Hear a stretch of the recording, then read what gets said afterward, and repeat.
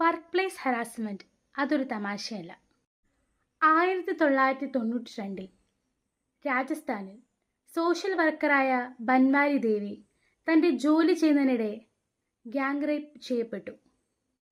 അതിൻ്റെ അടിസ്ഥാനത്തിൽ സുപ്രീം കോർട്ടിൽ Vishakha versus state of Rajasthan എന്ന കേസ് വന്നപ്പോൾ കോടതി വർക്ക് പ്ലേസിൽ സ്ത്രീകളെ സംരക്ഷിക്കുന്നതിന് വിശാഖ ഗൈഡ് ലൈൻസ് പ്രഖ്യാപിച്ചു. 2013 sexual harassment of women at work place എന്ന ആക്ട് നിലവിൽ വന്നു. ഹരാസ്മെൻറ്റ് എന്നത് sexually coloured remarks, unwanted touch, demand for sexual favours, porn show എന്നിവ ഉൾപ്പെടുന്നു.